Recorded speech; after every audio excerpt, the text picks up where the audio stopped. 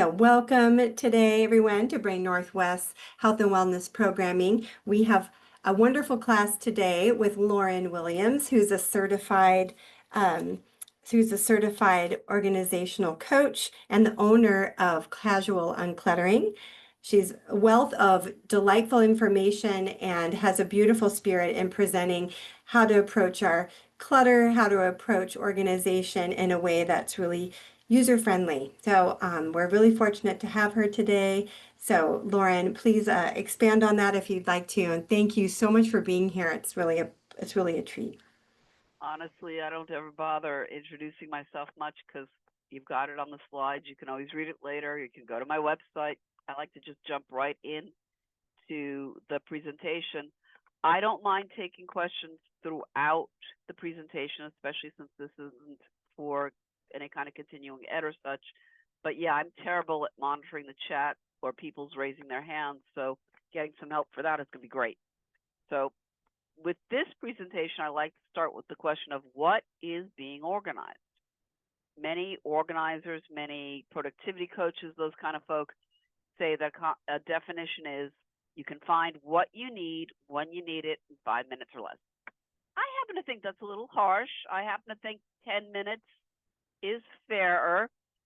But if you're finding that you're going 15, 20 minutes, 30 minutes hunting around for something, replacing something that you know you have, but you can't find it, et cetera, then yeah, maybe you need to develop stronger systems for your stuff. Now, the Cambridge Dictionary definition speaks to that. Arranged according to a particular system, an organized person is able to plan things carefully and keep things neat. Now, those are harsh because some people's brains don't work that way. Some people's brains aren't A, B, C, 1, 2, 3. They're more like, and I'm talking about my mom here, alpha Q omega 3 1. So my definition of learning how to keep organized, what is being organized, is understanding how you think and learn so you can design the systems you need to find things, use them, and then put them back. And with that introduction, next slide. So who needs help? Absolutely anybody can need help at some point in their lives. I have occasionally asked for help from my colleagues when something was really just causing me to be helpless, just plain old helpless. There are two kinds of very general disorganization. One is situational.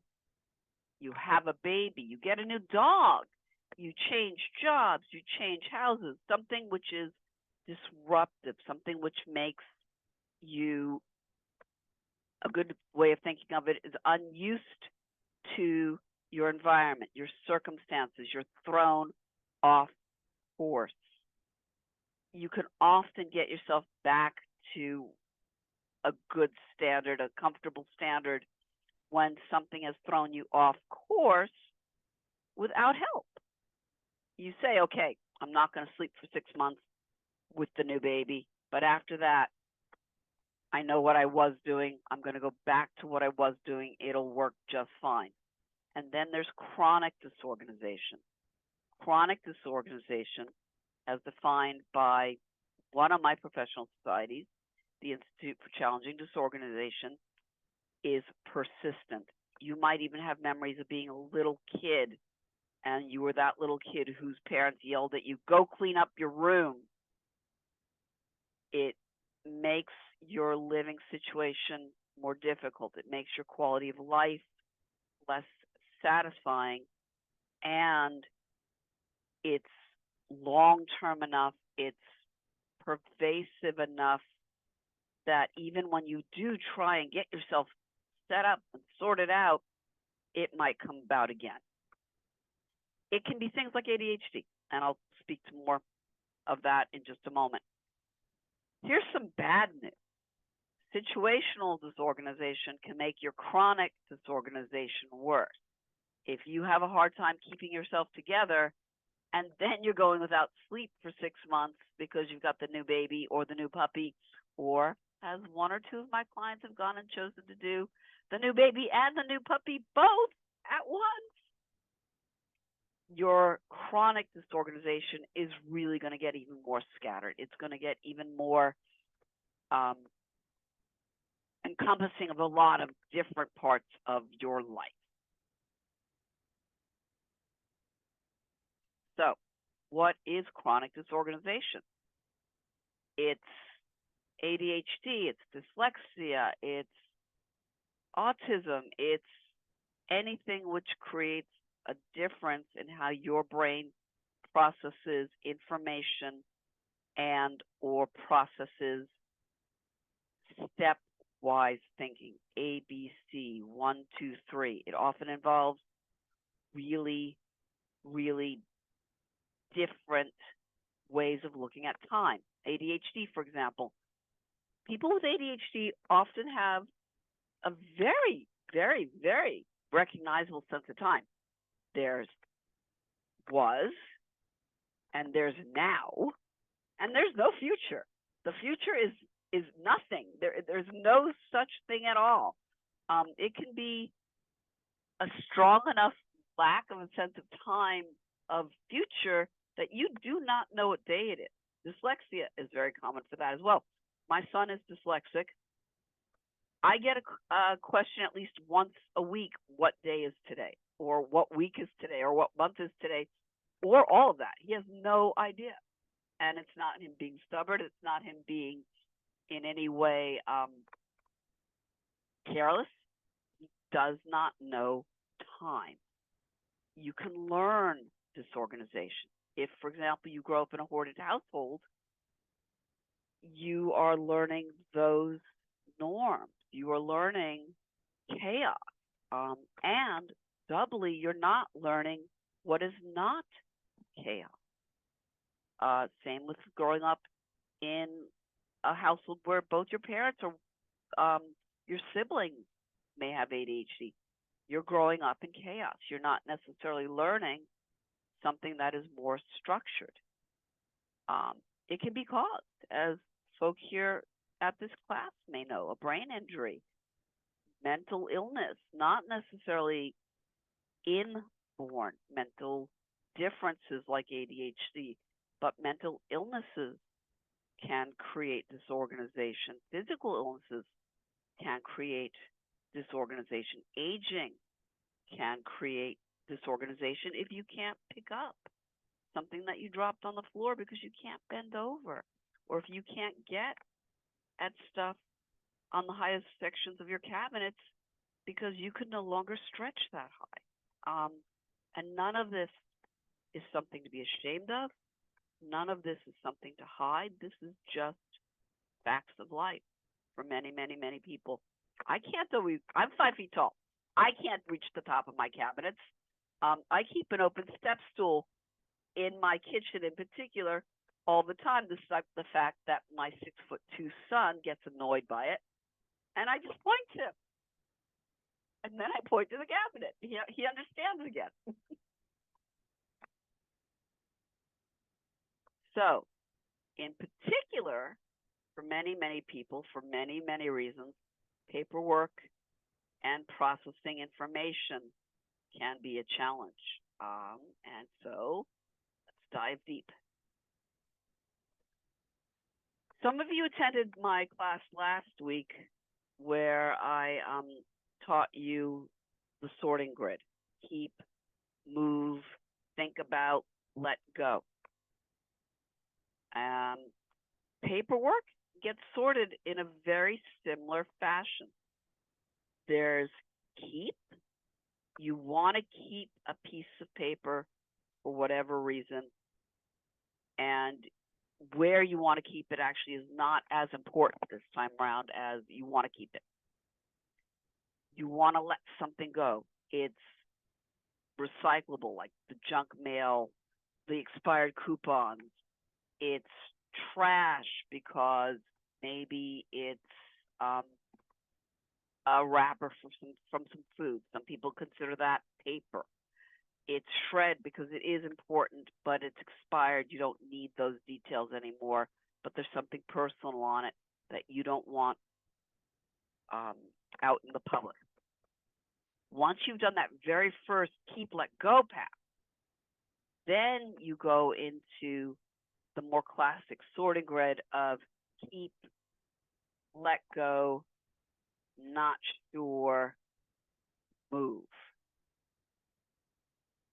That's a little more complicated, I know, but you can do it. One of the ways I suggest you do it is to think of your paperwork not necessarily by subject, but by time. Keep becomes immediate. Need it right here near to me. Stuff I gotta do now. Many people use, say, about a month as their frame for that. And that keep goes into a file right on their desk. And then within that file, some people like to have things sorted by day. Some things like to have sorted by week. Some you can, within that day or week sorting, do things by subject as well, if that makes sense to you. You know, the file folder that does say bills, the file folder that does say invitations to events, the file folder that might say papers I got to bring to my doctor. But it's keep, and it's keep for a lot of people very effectively right on their desk. Move becomes an intermediate category, say a year's information of stuff that you might need to refer to once in a while. So like not the doctor appointment this time around, but the last one, or the car insurance information because you've got a question about a bill from 2 months ago, or the rental insurance paperwork because your landlord actually has a question about it. But something that you might, yes, typically use in a span of a year. Another great example is the pet's medical records. Who knows? This is your definition. These are your ideas. But that year is often very productively held somewhere in a file cabinet, close by your desk, but not necessarily right front and center where it's going to get annoying, just close enough that you can get to it, but you're not going to go stepping over it. For a lot of people, I recommend a very particular kind of cabinet. It's actually on wheels and it's see-through. It's a rolling file cabinet. And see-through is got a lot of advantages because it's not out of sight, out of mind. You can color code all those files any way you want. You can still arrange them any way you want. You can label them any way you want. And for some people, it's really a great advantage because you can even do things like follow the sun around in your apartment.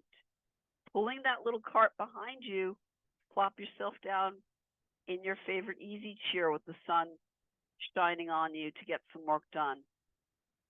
If it gets too hot, take yourself over to a shadier spot of the apartment, keep getting some work done, making it very convenient for you. And then the third way of looking at paperwork is long-term. Need to keep, but not anywhere in my way. That might be things like your marriage certificates, your birth certificate, divorce papers, if you've got them, if you own your house, the deed to your house, the mortgage papers, the tax records, anything that, if it's close by, again, you're going to trip on it. It's going to take up very valuable space where you're living and working every day, but you must have it. That's the kind of thing that you move in the best storage you can afford into a closet or into a space in the garage or up in the attic if it's watertight and not necessarily got a lot of temperature changes going on. And you just keep it. And if every once in a while you need to refer it, you've got it. Now, a little bit how that paperwork gets stored does depend on you, because you may have lots of space or very little space. But those three frameworks are a really useful way of big picture thinking of your thing. But now there's that second pass we're going to go back to of sort and label what you're keeping. And here's something that people get very confused about. Those labels, that sorting, absolutely anything that makes sense to you. This is where all the ABC thinkers start having steam coming out of their ears. I'm going to tell you a story to explain. Once upon a time, I worked with a person who, first off, we had to find all the papers. I swear I think some of them were in the refrigerator. We pulled them all out. We got them all piled up. And my poor client had this deer in the headlight look of, oh my gosh, is she going to make me label the papers and I'm not going to know what they are? An example is one of her papers, sets of papers, was about a legal case she was involved in. She was suing someone. Now me, ABC, I probably would have labeled that file by the name the court gave it, or I might have named it by the name her attorney gave it. If that was different, that would have been very logical for me, very easy for me to stick in a cabinet somewhere and get at anytime I needed it. We labeled that file Joe, J-O-E, because the name of the guy she was suing was Joe. Every time she thought of the name Joe, she turned purple, but she remembered the name of the file. And so anything that was going to be related to that darn case in that file, Joe, it worked just great for her. Nobody else, but great for her, and that's the important thing. There's a case study from one of my favorite organizers of all time, one of the godmothers of this industry, where one of her clients labeled something, things that keep me out of jail. And that was the file that held things like the reminders to pay the alimony checks to his three wives, his ex-wives, and the tickets he kept getting for speeding and such. So the lesson is, it doesn't matter what you call something, as long as that something makes sense to you. Now, it might be that you're sharing files with someone else. So you and that someone else might have to pull together an index of some kind of translation for that other person. But it's still most important that you call things what makes sense to you. And there's a technique for you to even figure that out that organizers call the muttering game. Mutter, mutter. When an organizer is working with a client on paperwork, the client will pick up a piece of paper, and the first couple of words, maybe the first brief sentence that comes to the client's mind, the organizer will take a sticky and write that down and slap it on that piece of paper and set it aside. Next piece of paper, next thing.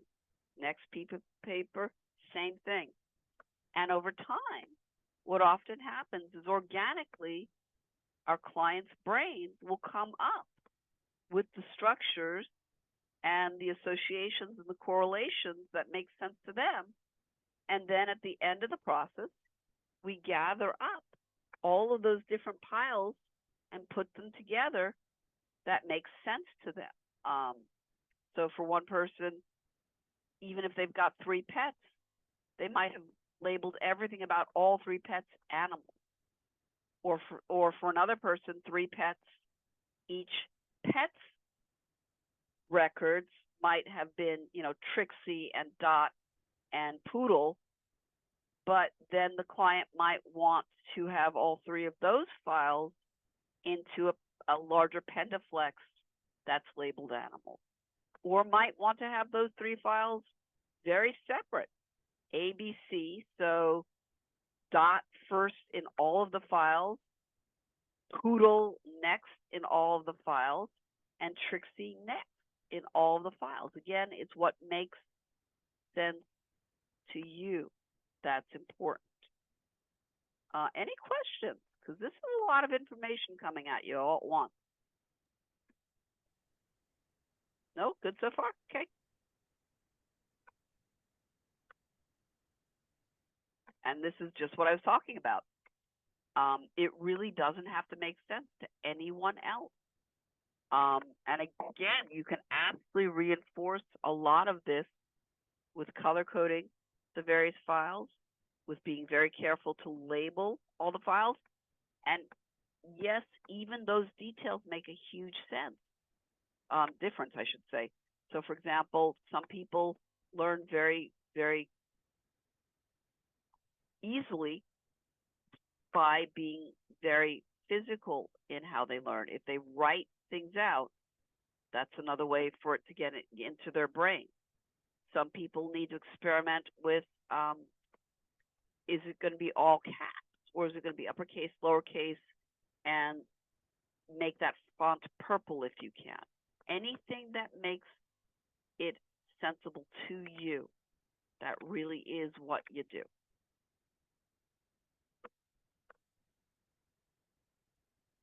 And again, as I was talking about, how you store things does make a difference. If it's out of sight, out of mind, maybe those rolling file carts. Or there are just plain old Tupperware bins that are actually structured to hold files. I worked with someone once, had no problem developing systems. None at all. But she also knew herself well enough that when she got to the point of putting the papers into the folders and putting the folders into a Pendaflex, she actually needed to keep all of the storage cabinets on the other side of her office, so that she would make herself get up and walk over there every once in a while for a break and for kind of switching her brain on and off that I've got to do my filing. And she used, just big old Tupperware kind of things that were slotted to hold file folders. First thing she did whenever she had to get a new one, she tossed the lid into her garage. Because if the lid was on that box, that was too frustrating. She wouldn't use the box then. As long as it was open to her, it was just that one less bit of annoyance, and she was going to do her filing. Really, truly let yourself have all of that. Again, nothing to be embarrassed by, nothing to be ashamed about. It's just how people's brains work. I have a version of that. I know when I'm hitting tilt, when I'm getting tired at any kind of work. 99% of the time when I'm working, I will be listening to music. And I listen to everything from Senegalese jazz to New Age. If music starts getting annoying to me, the second I realize that, I know I have to stop for the day, because that's one of my, wow, if your nervous system can't take music, something is really off. Honor all of that. It's really okay.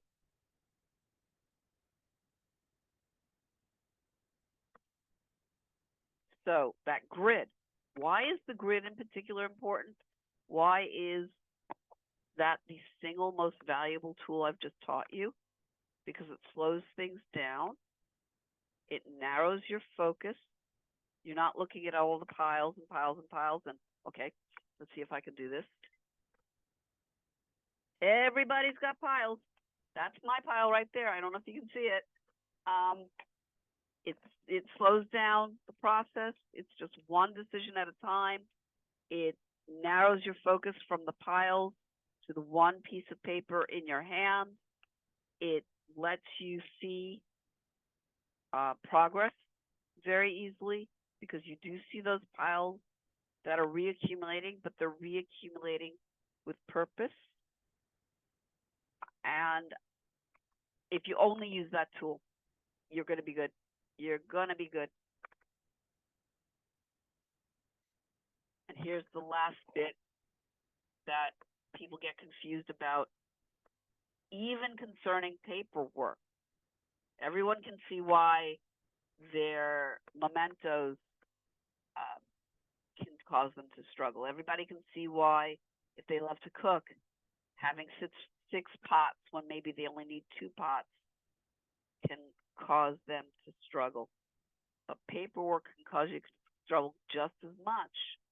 It's just as much about our emotions as it is about our stuff, because the paperwork might, to be blunt about it, might make you feel stupid.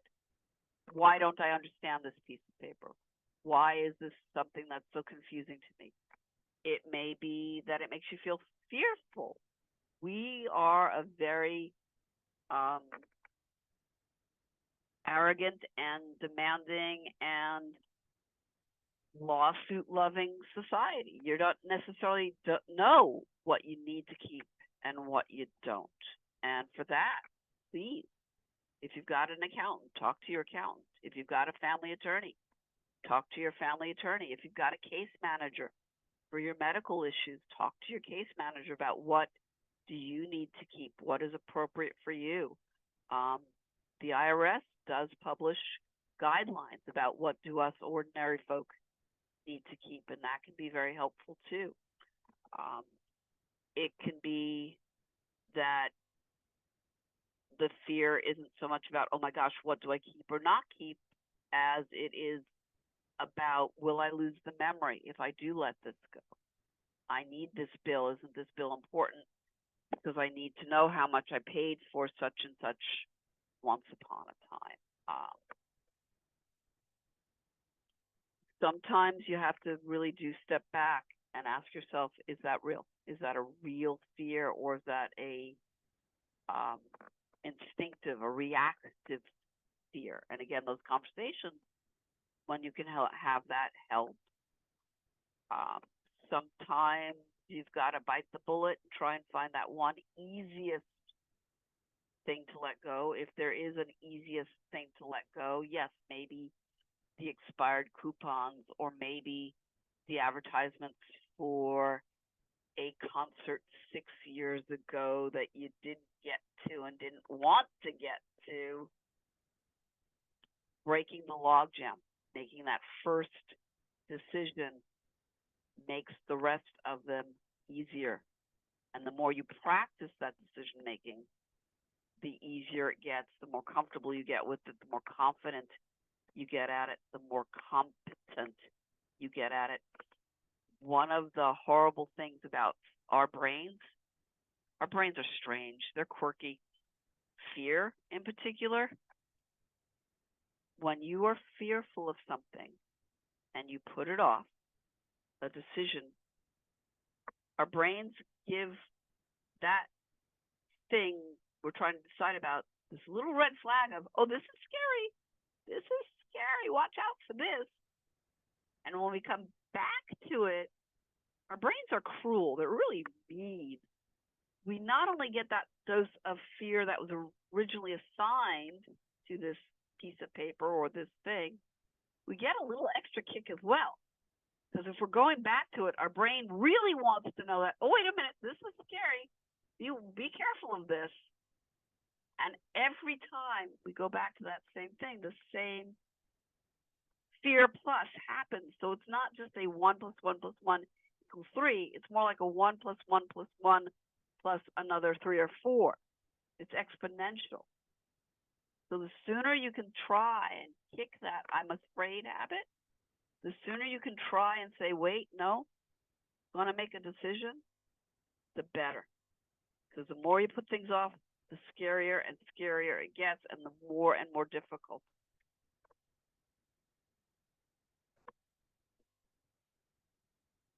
And you really can teach yourself techniques about trying to minimize that fear, about being more objective. You can ask yourself a zillion questions. Organizers ask questions until we, the organizer, and our clients are blue in the face. How old is this piece of paper? Is it about something that is still current in your life, or it's actually about something that is no longer an active part of your life? Do you have just this one piece of paper about this, or, gee, I'm sorry, I'm actually seeing 3 identical advertisements for that concert? If you don't want to let go of all 3, could you maybe let go of 1, maybe let go of 2? Just, yeah, for now, keep that 1 and maybe set that 1 aside. Maybe even that 1 down the road you could let go. Why is this important to you? Tell me about that. I mean, if it's, for example, I'm going to date myself here. If it's the playbill to the Broadway show that went off stage 15 years ago, it was the first one you ever saw with your parents, of course, that can be very important, very significant, very weighty is a way of thinking of it. If, again, yes, it's that advertisement for the local rep company doing a spoof of that Broadway show that you saw 15 years ago, and that advertisement, you never got to the spoof, and oh, by the way, the spoof got terrible reviews, maybe you can let that piece of paper go, and you can try and give those values, those weights, to anything that you are touching. What can you do to support yourself while you do this work? What are the support structures? Try and keep calm. Try and keep focused. If you, like me, like music, play some music. If you like the sound of another person around you, maybe books on tape or maybe TV or a podcast. If you are trying to do this work when you've got a fever of 102, I might say, no, please don't try to do this work. You're taking care of yourself first. Then get the work done when you're better. Again, that reference to time management. There are time management techniques that many people can use. The first one, even though you hate it, is a calendar. And it doesn't matter if that calendar is paper. It doesn't matter if that calendar is on your phone. It doesn't matter if that calendar is on your watch. A calendar can be a very, very powerful tool. You can put reminders on it to yourself. You can block out appointments with yourself about going to try and get this kind of work done. You can develop a stronger sense of time about how long the task is going to take with a calendar. I can't tell you how often clients of mine think that doing the laundry takes 4 hours, when the only part of it that takes 4 hours is, yes, you've got enough loads going in there that you're doing other things for an hour while the machine is running, and you're doing other things for an hour while the dryer is running, et cetera, et cetera.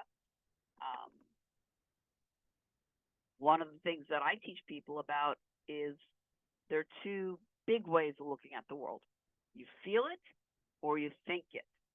I feel right about this situation. My gut is telling me, wow, I'm so happy right now as I'm doing this.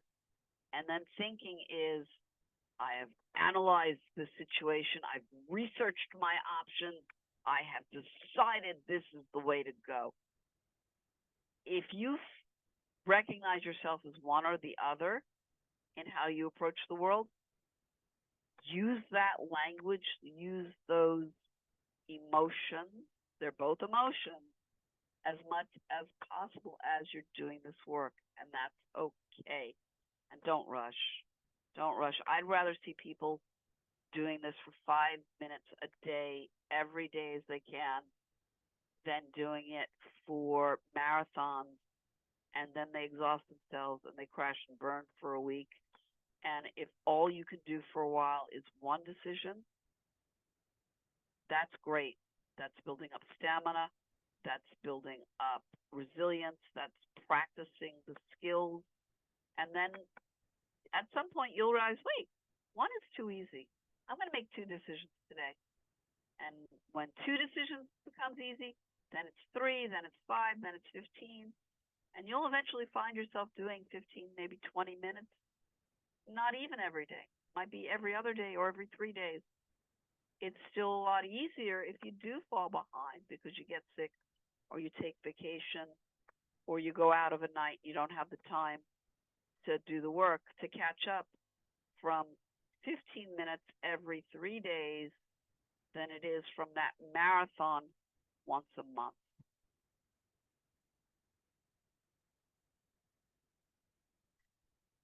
All right.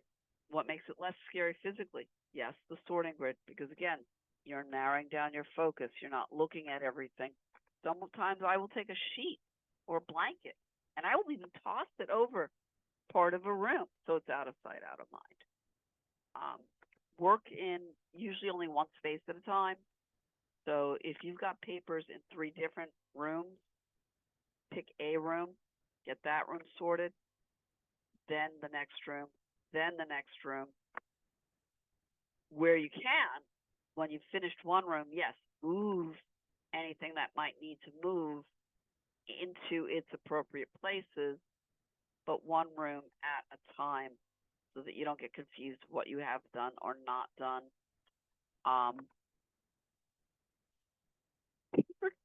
The treasure hunt can work for paper, but not as easily, I don't think, because papers tend to be much more intermingled for most people in my experience. So if you are sitting there trying to pluck out only the advertisements or only the medical bills or whatever, you really might actually cause some chaos. Things really start getting scattered. But timed hops, I'm going to do 15 here, 15 minutes here, just this pile, 15 minutes there. If that's really what your brain needs, that novelty, that stimulation, okay, let yourself do it. I have a question, Lauren, actually. Yeah. Just, bringing to light what you're talking about with paperwork being stacked, and so you don't always see what it is until you actually pick it up or leaf through. What's your recommendation? When I'm listening to you, I'm thinking if I have a pile of paperwork, would it benefit me to, I see paperwork, it's medical, it's vet for my cat, it's tax paperwork, just kind of like go through a stack, organize them by category, then go back to each category a Yes. second time. Is that a good way to think about it? Yes, you absolutely can do it that way. If you are organized enough already that you've got all that in your mind, yes, absolutely go for it. That muttering technique is for people who are even freezing on what do they title things, how do they classify things. If you're ahead of that, you go ahead.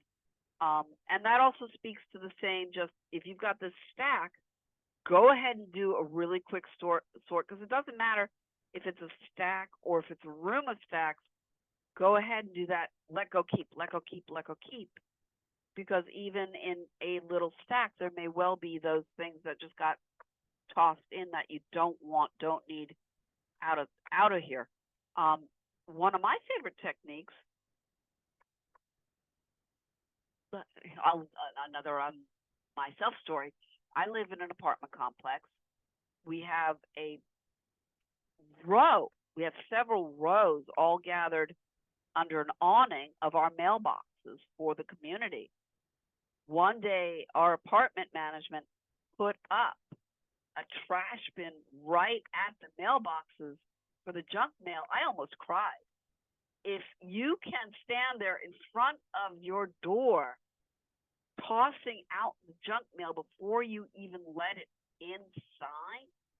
Or if you can keep a little recycle bin, I don't care if it's a flower pot, as close to your front door as you possibly can, that right then and there might half what you have to do.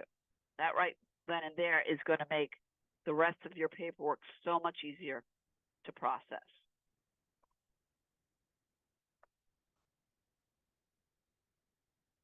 And that's it. Questions? Feel free to come off mute and ask questions or share ideas that have worked for you, those who are here in class.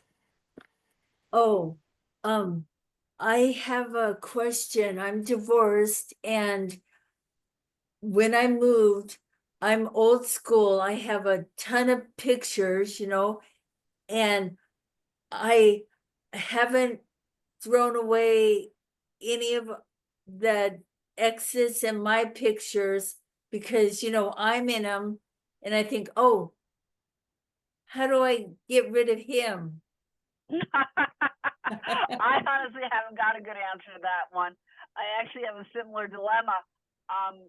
Sometimes what people do with photos is they do digitize them, because then you've got the photo as a memory, but you don't have the physical thing. But some people then, again, it's that out of sight is out of mind.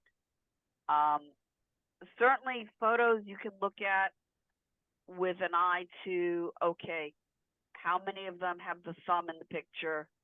And please, you can let go of ones that are blurry. You can let go of ones that are people you don't know. Like, oh my gosh, I tossed my entire wedding reception album in the trash like the day after my divorce was final, because that had been my in-laws doing, and I didn't know anyone in any of those photos.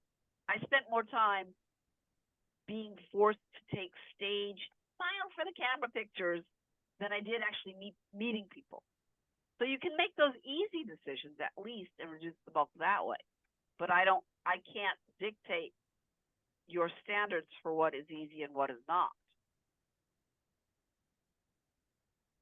And also, I have saved our old wedding folder, and should I just get rid of that? I can't tell you. I don't know how important it is to you. I don't know how much space it takes up. The marriage document you need to keep, and the divorce paperwork you need to keep. Those are something referred to as evergreen.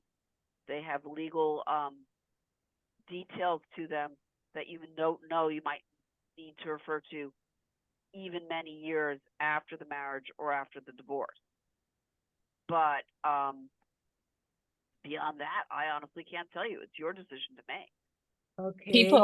People are actually needing them right now to go get their enhanced driver's license and everything. They're needing all that stuff, and they're talking about it online a lot. So yeah, keep that stuff.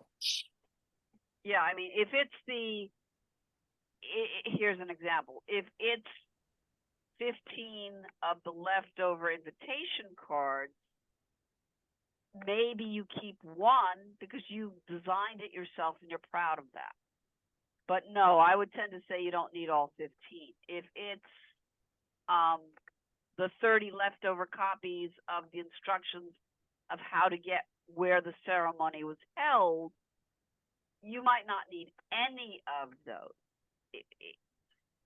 One of the ways I talk to people about this is what really is speaking to you, what really is evoking a good memory, and maybe that is what you would keep. Okay. Great question, Dana. I think pictures are a big one. Pictures are tricky too. They're definitely loaded with emotion. So that's good to bring up. Does anyone else have any other questions or suggestions or anything for Lauren and all of us here as we learn together?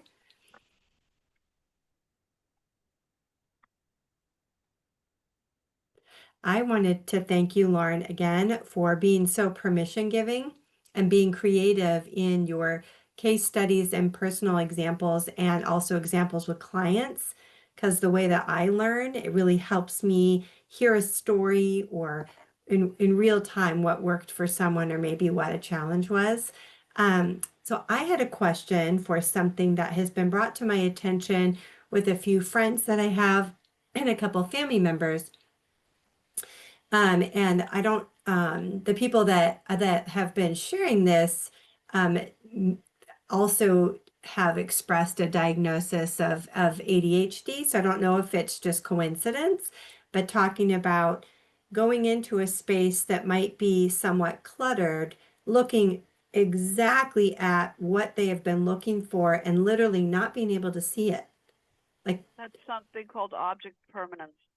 okay, Object permanence is where our brains have the capacity to see and remember where things are.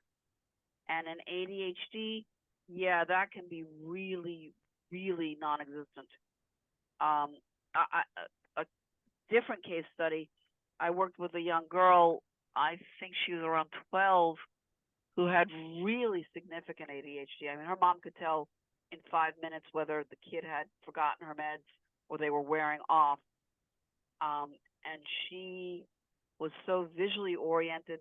She had an IEP in place, an individualized education plan for anybody who might not know what that is, where she was allowed to do as much of her learning and her report making and such by making movies as she could figure out how to get away with. In her house, one of the challenges was that her dad liked to do the laundry, really enjoyed it, cheerfully said, I'll take this one on, if other people will take on whatever else it was. His only request was, please use hampers that make sense to me, and please, sort the laundry that makes sense to me so that I don't have to go through that step, and then I'll do everybody's laundry all day long. This young lady was entirely cooperative. She accepted his hampers. She learned his sorting system. If he failed to put the hamper back in her room exactly where she knew it belonged, where her mind expected it to be, she would not see it and she could not use it. And that could be a deviation of 6 inches. So we finally worked out that she put a marker on the floor. I don't remember if it was blue tape or if it was like some impermanent marker, pen on the floor where the hamper went. Her dad would roll it up, park it, and everybody was happy. that's a great example. It's just really giving ourselves the grace to know who we are and also extend that to the people that we're, engaging with in terms of households or shared projects or whatever it might be. Yeah, and I do not know enough about object permanence to be able to suggest, well, how do you strengthen it? How do you recognize if it's a challenge or not? That would be one for a Google search online. Yeah, Well, okay. last time I went grocery shopping, I was looking for a specific item. I stood in front of that section for about 5 minutes. I was just staring at everything. And then I thought, oh yeah, there it is. After 5 minutes, I'd say, oh yeah, there it is. Mhm. And So yeah, that visually overstimulating situation. Yeah, I mean, it makes so much sense. We get very distracted and our eyes and our minds get really full. So getting some nice feedback, Lauren. Just saying thank you for the class and for the information and strategies. So, all right, everyone. Well, thank you for your time. Thank you, Lauren, for all of your sharing and for being so personable. It just makes this whole topic so much more interesting and feel safe to talk about and be honest with ourselves about. So I will be following up with an email and Lauren's wonderful PowerPoint so you can be reminded and go through it and share it out. So thank you, Lauren. Thank you, everyone, for being here. It's always a treat. Have a beautiful afternoon. Bye, everyone. Bye.